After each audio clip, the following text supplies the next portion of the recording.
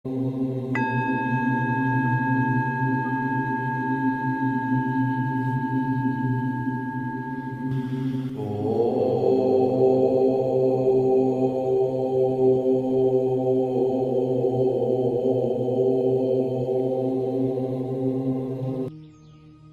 हो सकता है ओम मंत्र का रहस्य?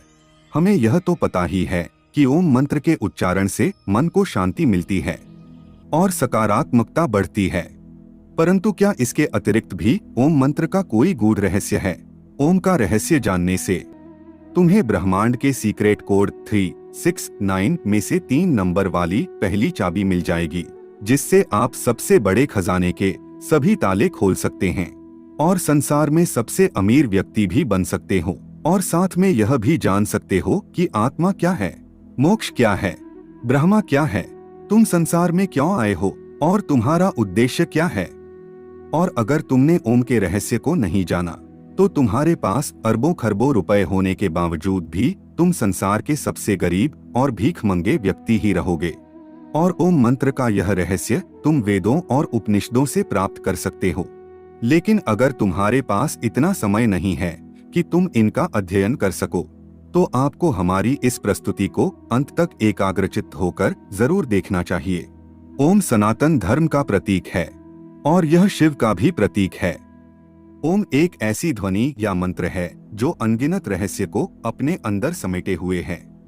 और अमेरिका की ऑक्सफोर्ड यूनिवर्सिटी में डायरेक्टर रह चुके पीटर रसेल ओम मंत्र पर गहन अध्ययन कर रहे हैं और उन्होंने E=mc² को ओम =mc² के समकक्ष बताया है। और वो कहते हैं कि यह सूत्र चेतना की अभिव्यक्ति को दर्शाता है। ओम ही ब्रह्मांड की एक ऐसी ऊर्जा है जिससे यह ब्रह्मांड बना है। यूनाइटेड स्टेट में अलग अलग जगह पर रिसर्च चल रहा है कि ओम की ध्वनि का हमारे शरीर पर क्या असर पड़ता है। इस रिसर्च में जब अलग अलग ध्वनि को ऊंची आवाज में बजाया जाता है तो हर ध्वनि का असर शांत पड़े पानी पर अलग अलग पड़ता नजर आता है, लेकिन ओम की ध्वनि का असर पानी पर सबसे अलग पड़ता है। रिसर्चर खुद हैरान थे कि ओम की ध्वनि के बजने पर पानी पर ऐसी आकृति बनती है जैसे कि सनातन धर्म में बताए गए श्री यंत्र की आकृति होती है। ओम के सिवा कोई ध्वनि ऐसी आकृति नहीं बनाती थी। रिसर्चर ने बताया कि ओम की ध्वनि बहुमूल्य ज्ञान का खजाना है। और जब प्राचीन काल में एक सन्यासी को लगा कि गुप्त मंत्र से बड़े बड़े खजाने के ताले तोड़े जा सकते हैं, तो यह सन्यासी गुप्त मंत्र की तलाश में एक बड़े आश्रम में जाता है।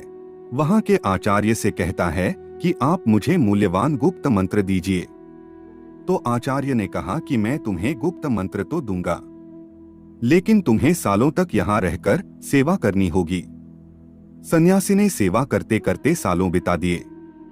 एक दिन सन्यासी आचार्य के पास गया और बोला कि अब तो वह गुप्त मंत्र मुझे दे दीजिए।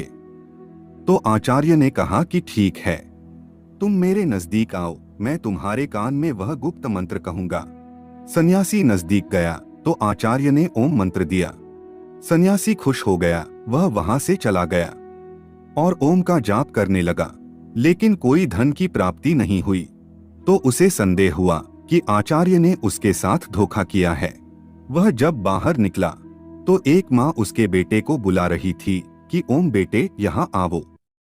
तो सन्यासी चौंक गया, क्योंकि यहाँ तो किसी के बेटे का नाम ही ओम था। जब वह और आगे गया तो कुछ ब्राह्मणों को देखा जो हरि ओम बोल रहे थे। सन्यासी ने कहा, अच्छा, यहाँ भी ओम बोला जा रहा है। सन्यासी रास्ते में और आगे बढ़ा तो कुछ विद्यार्थियों को ओम शांति ही बोलते हुए सुना। तो सन्यासी कहने लगा, कहीं आगे ओम बोला जा रहा है तो कहीं वाक्य के पीछे ओम बोला जा रहा है। इस ओम मंत्र को तो सभी जानते हैं, तो यह ओम का मंत्र कैसे गुप्त मंत्र हो सकता है? निश्चित ही मेरे साथ धोखा हुआ है। वह अपने आचार्य के पास गया और कहने लगा, आचार्य, आपने मुझे यह कैसा मंत्र दिया है? इसे तो हर कोई जानता है, तो फिर यह कैसे गुप्त मंत्र हो सकता है? आप मुझे कोई दूसरा गुप्त मंत्र दीजिए जिससे मुझे खजाने की प्राप्ति हो। आचार्य बोले, ठीक है, मैं तुम्हें दूसरा गुप्त मंत्र दूंगा, लेकिन तुम्हें मेरा एक काम करना होगा।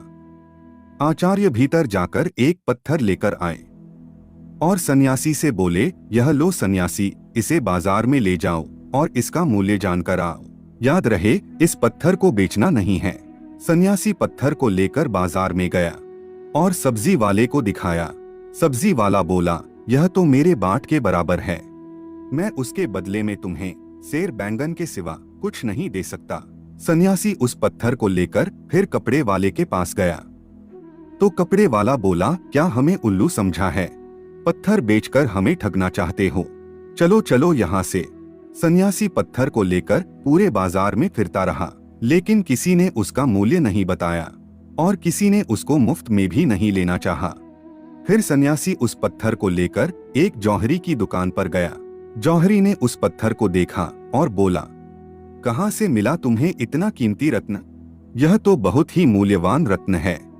मेरे पास तो इतना धन ही नहीं है कि मैं यह रत्न खरीद सकूं, और पूरे राज्य में शायद ही कोई ऐसा होगा जो इसे खरीद सकेगा। सन्यासी उस पत्थर को लेकर अपने आचार्य के पास वापस आया और आचार्य से कहने लगा, आचार्य, जौहरी इसे मूल्यवान बता रहा था और दूसरों के लिए यह एक पत्थर मात्र था। आपको पता था कि यह पत्थर नहीं लेकिन कीमती रत्न है, तो फिर मुझे इसका मूल्य जानने के लिए बाजार में क्यों भेजा? तो आचार्य कहने लगे, ताकि तुम ओम का मूल्य जान सको। जैसे इस पत्थर का मूल्य हर कोई नहीं जान सका, यानी इसका मूल्य गुप्त है, हर कोई नहीं आंक सकता, केवल पारखी आंखें ही पहचान सकी कि यह पत्थर नहीं रत्न है। उसी तरह ओम भी एक रत्न है जिसका मूल्य गुप्त है, और जो ओम का मूल्य जानते हैं वह समृद्ध हो जाते हैं। अब ध्यान से सुनो, मैं तुम्हें ओम का विस्तार पूर्वक रहस्य समझाता हूँ। देवताओं के सेनापति भगवान कार्तिकेय ने भगवान शिव को ओम का जो अर्थ बताया है वह मैं तुम्हें बताता हूँ। ओम एक ऐसी प्राकृतिक ध्वनि है जो बिना किसी टकराव से उत्पन्न होती है। इसे तुम अक्षर, शब्द, ध्वनि या नाद भी कह सकते हो।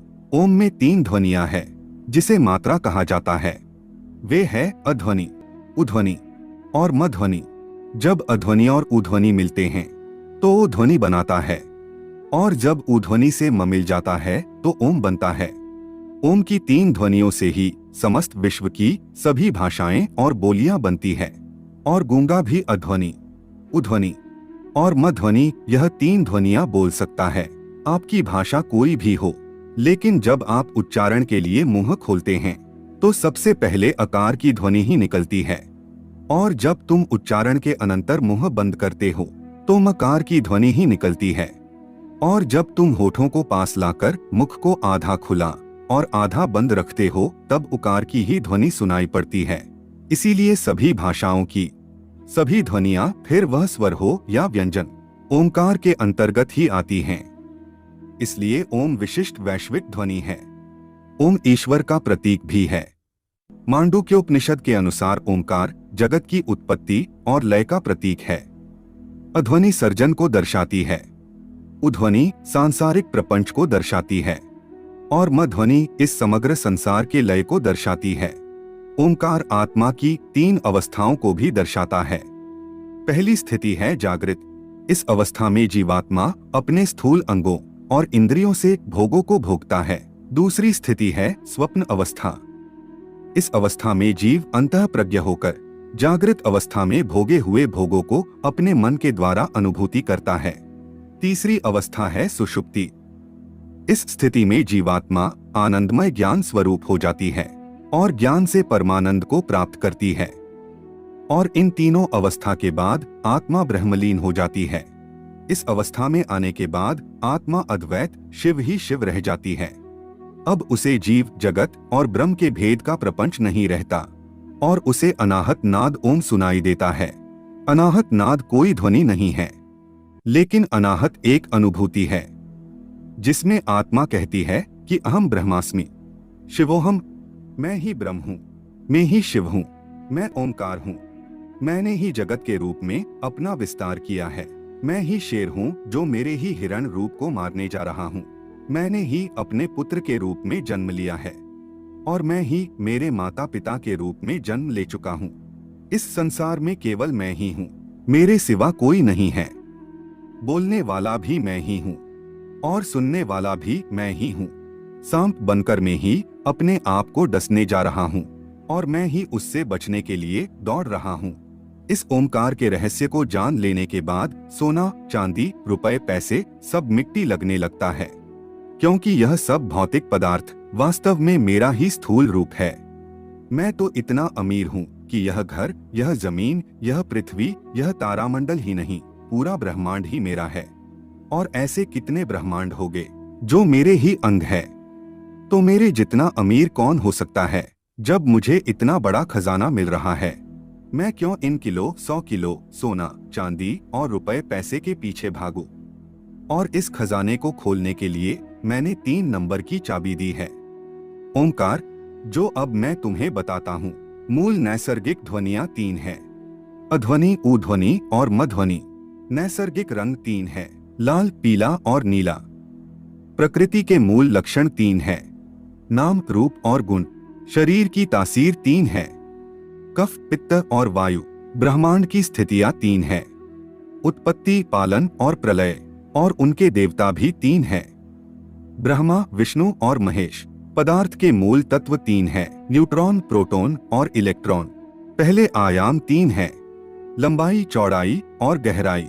और इन 3 नंबर की चाबी को जितना गहराई से अध्ययन करोगे और उसकी गहराई में जाओगे, तुम मुझे ही पाओगे, नहीं अपने आप को ही पाओगे, क्योंकि इस संसार में तुम्हारे सिवा दूसरा कोई है ही नहीं। तो मित्रों, यह प्रस्तुति आपको पसंद आई है तो प्रस्तुति को लाइक करें और ऐसी ही ज्ञानवर्धक जानकारी के लिए आप हमारी चैनल आर्य लोक को सब्सक्राइब जरूर करें और कमेंट में ओमकार लिखना ना भूलें। धन्यवाद।